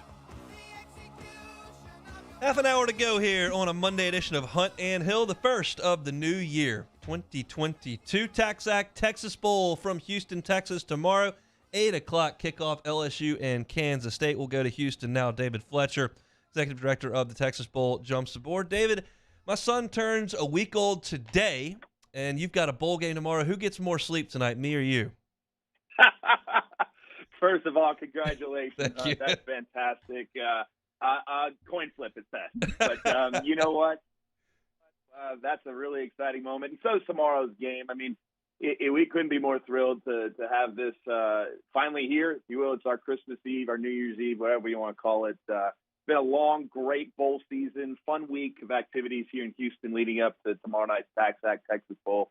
And I've got a great staff down here. I know you probably have a great wingman helping you out on that front too. So I think we're going to be I think both of us are going to be in good shape tonight. Yeah, we're in good shape. I got the wife, I got my mom, you've got a whole crew. We'll get through it. We'll make it happen. You mentioned the fun week. There's been some great videos, the football rodeo type deal. What's been going on over there with the two teams over the last couple of days?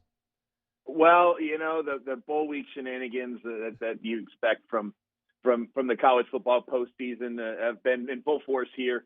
Obviously, with COVID involved and just some of the circumstances, we've kept health and safety of the players and coaches top of mind, and had to make some adjustments on the fly. But yeah, you mentioned it. Rodeo Bowl was an absolute blast on Saturday night as the LSU Tigers took the crown 4-3 on the last event over Kansas State in the Rodeo Bowl.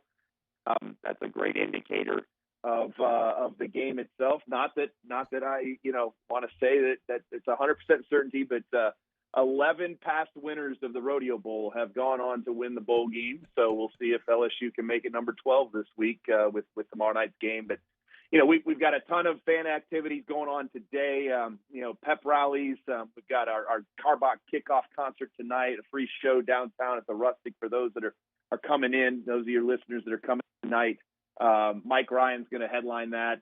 Fantastic Texas music artist, and full day of fun tomorrow too. So we're looking forward to topping this week off in a big way tomorrow night, and going to have a little fun along the way as we get there. Absolutely. Let's talk about some of the things y'all got going on tomorrow. I know a lot of our listeners are headed down I-10 right now, and a lot of them in the Houston area already or live there. I know that I want to be sure and talk about potentially y'all showing the LSU-Kentucky basketball game, because that'll be something that people will be excited about at 6 o'clock. But there's a lot of other stuff going on tomorrow for sure.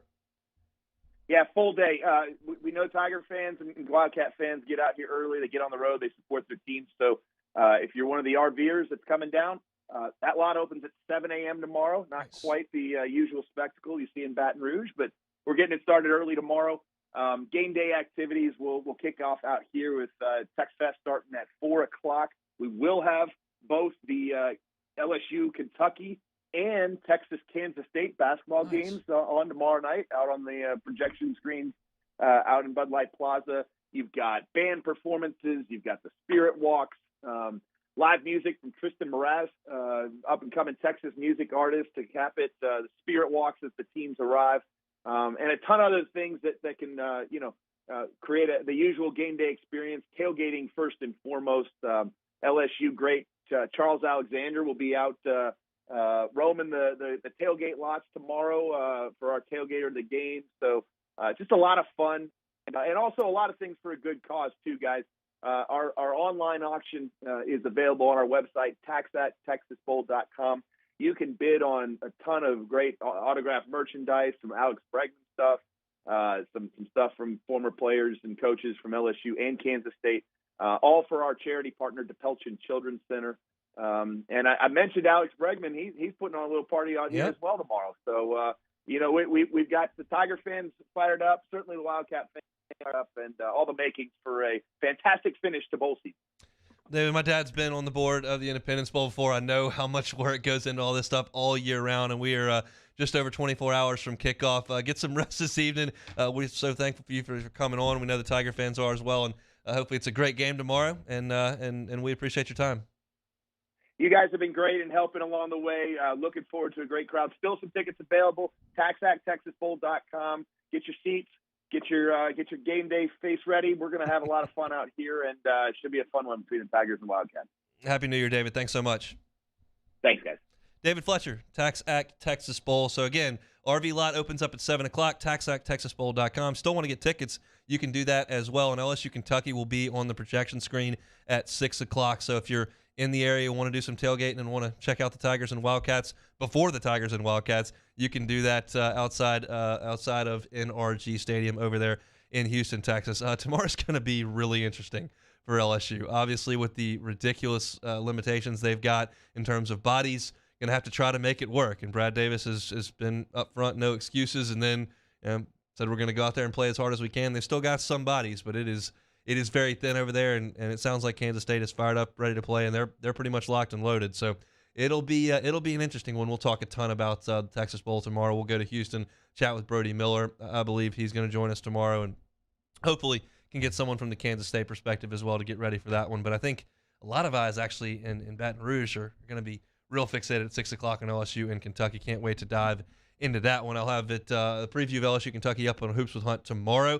You can find that wherever you get your podcasts, on Spotify, on Apple Music. You can find it on 1045ESPN.com, and it's always up on my Twitter feed at HuntPalmer88.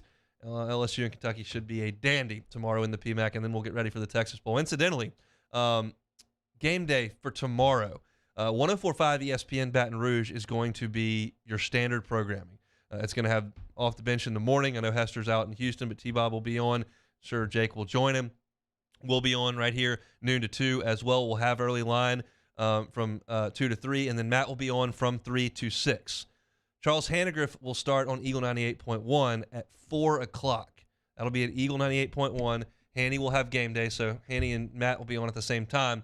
And then LSU Sports Radio Network, myself, Marlon Favorite, Brandon Taylor, we will take over at 6 o'clock, right at the same time as the basketball tip. So if you want to lock into basketball, if you're there or if you're watching on TV, you can tune us in on the LSU Sports Radio Network to get you ready for the Texas Bowl. And we'll throw things to the broadcast team of Chris Blair, Doug Morrow, and Gordy Rush at 7:30 for the 8 o'clock kickoff over there at NRG over in Houston. So it's going to be a wild Tuesday, but we are excited for it. Look, it's a new year, but things didn't slow down. They actually cranked up because we got 2 big games tomorrow, and excited to do all of that. So thanks to David Fletcher for jumping aboard. We got 20 minutes left in this edition of Hunt and Hill. We will come back. I want to go through some of the things that I've noticed in bowl season, specifically what went on in the Sugar Bowl and how everyone's reacted to that. I've got some takes on it. So come back and close out a One Monday edition of Hunt and Hill.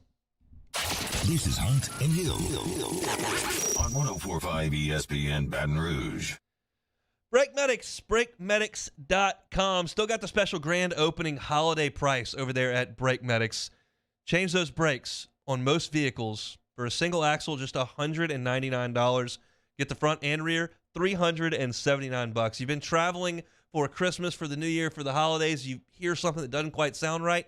Let Brake Medics come check it out. All you got to do is go to BrakeMedics.com, enter in your information. It's right there on the request a free quote. They will give you a quote. You can set up a time. It is brake repair anywhere. That means at your home, at your office, they come to you. No traffic, no bumming rides, no sitting in the waiting room, waiting for them to fix your car, waiting for them to order the part, never understanding how long you're going to be there. No, you can do it while you're sitting on your couch. Brake Medics will pull right up and get you fixed up. And when they do this, it's not just pads. You're getting pads, rotors, all the way around, and with it comes a 24-month, 24,000-mile nationwide warranty. Again, at the home, at the office, the prices can't be beat, the convenience can't be beat, and we're so happy to have them on with us. Give it a cry. BrakeMedics.com. Tell them we sent you over. Brake Medics, we make house calls. We opened up the playbook and expanded our coverage. Listen daily in high definition on 98.1 HD2. We are 1045 ESPN Baton Rouge. There it is, the extra mile, on the border of expected and extraordinary, for those willing to go further, like vans customized for work or play, with safety and tech to keep you connected, supported by a 5-star sales, service, and finance team, and backed by the 1-star you know. So go the extra mile. It's never crowded, because so few have what it takes to go there. Mercedes-Benz Vans. Gulf Coast Office Products is a nationally recognized Savin office equipment dealer based right here in Louisiana. Over 100 employees strong, Gulf Coast has the boots on the ground to support all vertical markets, from education, engineering, legal, and finance. With the latest in office technology, from desktop to production segment units, Gulf Coast and Savin have the perfect fit for you. Call 225-756-2644. That's 756-2644 for Gulf Coast office products. This isn't just another day. It's so much more. Kelly's life was put on hold when her auctioneer primary care doctor discovered a rare blood disorder. Her doctor connected her to an auctioneer care team of cancer, heart, and kidney specialists. With multiple primary care locations around Baton Rouge, same-day appointments, and online scheduling, we're relentless about keeping you healthy. Auctioneer Baton Rouge, innovating healthcare for Kelly. At All-Star Toyota, you get it all. If you're in the market for an all-new Toyota vehicle, come see our friendly and knowledgeable sales team at All-Star Toyota. Located in Baton Rouge at the corner of Airline and Goodwood, we've been serving our community since 2005 by offering a large selection of new Toyota cars, trucks, and SUVs. Get behind the wheel of your dream car and take a test drive at All-Star Toyota today.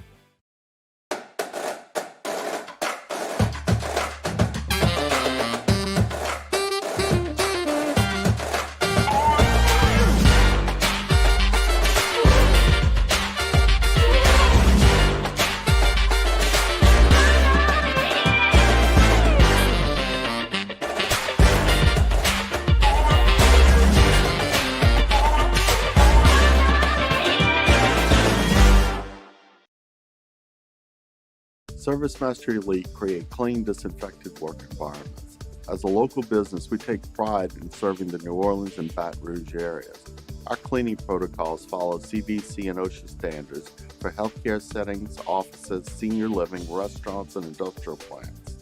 Contact ServiceMaster Elite to get your operation ready for reopening with germ disinfection cleaning. ServiceMaster Elite, the trusted choice in professional cleaning.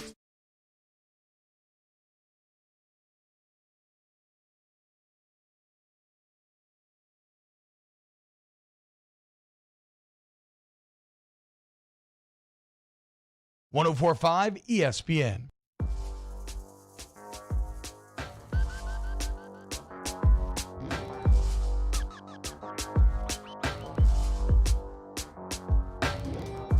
This is Hunt and Hill on 104.5 ESPN Baton Rouge. SEC was catching a lot of heat for that early bowl start. Of course, everyone wants to just jump to conclusions and go nuts and talk about how the SEC is so overrated. Nobody said Florida was any good. In fact, they stink. Obviously, they're going to lose some games. Nobody said Auburn was any good. They're not. Overreactions aplenty in bowl season. The SEC did rally on New Year's Eve and New Year's Day. Yeah, South Carolina, really impressive win in the Duke's Mayo Bowl. Not so great to get a bucket of mayonnaise dumped on you and a concussion really in the process as Coach Beamer probably did. He got that. They had that bucket full of mayonnaise and they went to dump it and they just bashed him right in the back of the head. But really nice win for South Carolina and just an awesome season for South Carolina, being that no one had any anticipation or expectation that they would be any good at all. And then Shane Beamer takes over, and all of a sudden you look up and they win 7 games, which is really impressive. And they beat North Carolina in the process. Purdue and Tennessee was absolutely bonkers. A 48-45 overtime game, and let's just be honest, they blew the call at the end that cost Tennessee the game. And is a Music City Bowl the most important thing in the history of college football? It's not. They blew the call. There's no way the forward progress was stopped. He was driving, he was pushing, and he scored. And you look back at Purdue, scored a touchdown just earlier when they had the tight end wrapped up by the sideline, and he kept moving, and they kind of gave up, and he ripped off 60 yards and went for a touchdown. They just blew that. And there should be a way, somehow, some way, to look at that on replay and figure it out and get it right, but they did not. And so Tennessee loses that one, which for them, it's not that big a deal. And I think way too much is made of bowl performances and how they impact the next season. They don't really. I mean, come on. But there's a buzz around Tennessee. The hype train, the Josh hype bull train. Got it? Got it. Okay, got They're moving in the right direction. They had a strong year, and to finish it with the win would have been good, but they did not fall in that one. But it was crazy. Arkansas on New Year's Day finished off a 9-4 season. Heck of a job by Sam Pittman. Won more games than they were supposed to last year, going 3-7, and then this year finishing 9-4 is really impressive. The question is, can you back it up? They had a ton of super seniors on this team, and you're going to lose a ton off this group. And Arkansas is not a place where they restock the shelves with all that much success. So we'll see what they can do as an encore. My suspicion is that things are going to drop off pretty good next year. I'm not looking at the roster. We'll see. KJ Jefferson consistently outperformed my thoughts. I contended that he was awful early in the season. Before the season started, he was not. He played well this year. He made some plays with his feet. He made some plays with the deep ball. Got Traylon Burks, who's awesome out there. And he played well this year, and they did a great job. And so finished 9-4 was really impressive for them. Speaking of impressive, Kentucky wins 10 games. They beat Iowa 20-17. Mark Stoops continues to put a competent product out there. Are they great? No. Did they belong on the field with Georgia? No. Were they good, solid, better than Kentucky generally is? Yeah, you know all that. But a really impressive 10-win season for Kentucky. So let's move into the big boy bowl games before we get to a couple of outside stories. And let's go to the Sugar Bowl, where Ole Miss and Baylor took the field. And Matt Corral gets hurt, and it looks really bad. It turns out the x-rays are negative, and it's not going to affect his draft stock. He's going to be fine. It's going to heal. He's going to interview really well. His production was phenomenal at the college level. He's going to be a first-round pick. He's going to be a rich guy. And then his NFL fate will be determined by him and no one else. But everybody had to jump to Twitter and make their comments about what went on with Matt Corral opting in, opting out, and essentially 94% of people have the exact same take, that they're hell-bent and determined they've got to get on Twitter to make sure that everybody knows that that's the side they're on. And none of them are making an original point. They're all saying the exact same thing. Everyone is saying that it's okay to know that there's a huge payday and you're not bailing or quitting or not loving football because you don't play. Now, there is a faction out there. Ben McDonald tweeted it yesterday. If you don't play, you quit. That's what he said. And there are people listening to me right now who believe that way, but it's a minority at this point. I think everyone realizes that, playing in the Texas Bowl or playing in the Hawaii Bowl or playing in the whatever bowl is not mandatory when there's that kind of future in front of you. Everyone's saying the same thing. So it's not necessary to scream it from the rooftops every time someone decides not to play or someone does play and gets hurt. Every single person saying, you don't have to play, it's not quitting, and you can play if you want. Make your own choice. That's all I saw on Twitter, except for Ben McDonald. And everyone seems to think that they're holier than thou for coming up with that take. It's a take everyone has, so I'm not too concerned about it. But Dave Aranda gets that win, and for him to do what he's done there, I'm thrilled. I wrote this after the national championship game in the 2019 season, that I would pull for the people involved in that game on LSU's side forever until you end up in Tuscaloosa. Then I don't pull for you ever. But Dave Aranda at Baylor, hell yeah, man. That's awesome. Thrilled he could go get a Sugar Bowl win the Big 12. And I saw a beat writer from Baylor tweet out, is this the best season in Baylor history? And every response was yes. Some said there were better teams, but the best season in the history of Baylor football was winning the Big 12 and winning the Sugar Bowl. Awesome job by Dave Aranda. Love to see it. And then quickly on the playoff games, Bama ran it 47 times for 300 yards. It was men against boys against Cincinnati. It doesn't prove that the group of five should never get a spot because Bama does that to most teams they play. Cincinnati was a fine team. They were fine. They weren't great. They weren't elite. They weren't a shoo-in for the playoffs. They would have gotten left out. I'd have been fine with it because their schedule was trash. But they were fine. They had no chance to win, but they were fine. But most teams you put out there have no chance to win against Alabama. And most teams you put out there have no chance to beat Georgia. And that's why they beat Michigan 34-11. It was 27-3 at halftime. It was never close. And the fact of the matter is, the people are sick of the all-SEC title games, and they're sick of the same teams back there. The fact of the matter is nobody can play with them. No one beats Alabama and Georgia on a routine basis. It can happen on a given Saturday. But time and time again, they're going to prove out that they're the best two teams because they've got the best recruiting classes, the best players, and they win the most. And that's why they're playing in the national championship game.